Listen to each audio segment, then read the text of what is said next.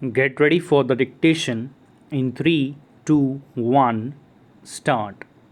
We have heard Miss Prabsahai Kaur, Learned Counsel for the petitioner, and Mr. Samir Vasist, Learned Additional Standing Counsel for the respondents.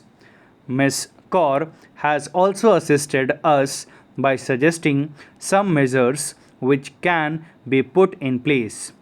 Mr. Vashisht, upon instructions from all the respondents, submits that the respondents do not have any objection to the suggestions advanced by Ms. Kaur. Having heard the learned counsel for the parties at length and looking to the facts and circumstances of the case, we are also of the view that the interest of children who require care and protection necessitates that their exposure to crowded environments be avoided in the prevailing circumstances of the COVID 19 pandemic. In fact, as far as possible, they should not be required to leave the premises of the child care institution in which they are housed.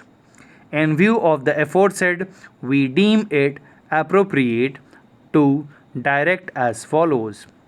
Statements under Section 164 of the Code of Criminal Procedure 1973 of children in need of care and protection can be recorded by the learned Metropolitan Magistrate over video conferencing, or if the learned Metropolitan Magistrate deems it necessary, he/she can visit the concerned observation homes, child care institutions where such children are housed for recording the statement in person.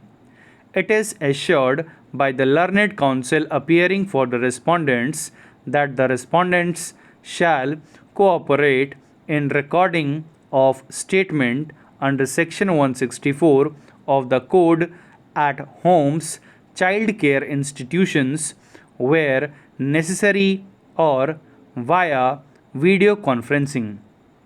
All necessary infrastructure and facilities shall be provided by the concerned authorities at the homes, child care institutions, as well as in the courts for recording of statements of children in need of care and protection under Section 164 of the Code.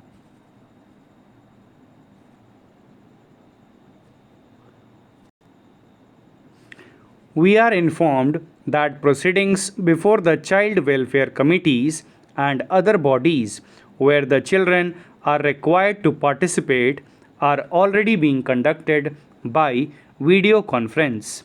We direct that this process should be continued and the requirement of taking the child out of the home child care institution should be avoided as far as possible. Needless to state that COVID 19 tests will also be carried out by the state authorities for the children in need of care and protection who are staying at different homes, child care institutions under the Juvenile Justice Care and Protection of Children Act 2015.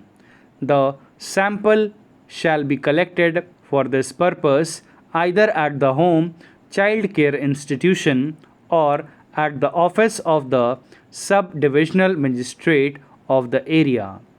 The authorities will ensure that all precautions for the welfare of the child are taken and that the sample is expeditiously collected so that the child can return to the home institution. With these observations, this writ petition is hereby allowed to the aforesaid extent. CM number 15699 2020 seeking stay also stands disposed of. This petition, styled as a public interest litigation, has been preferred with the following prayers.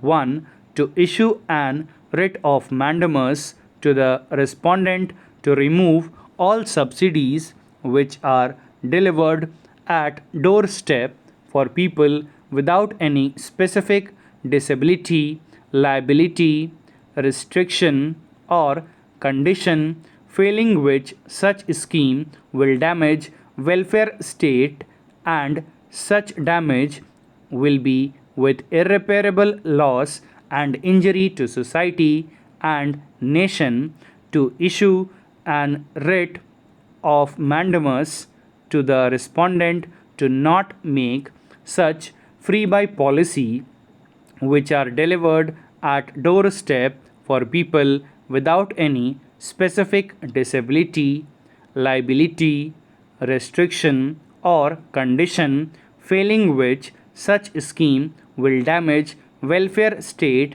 and such damage will be with irreparable loss and injury to society and nation, to issue such further orders to respondents as this honorable court may deem fit and proper in the facts and circumstances of the case. Stop. Thank you.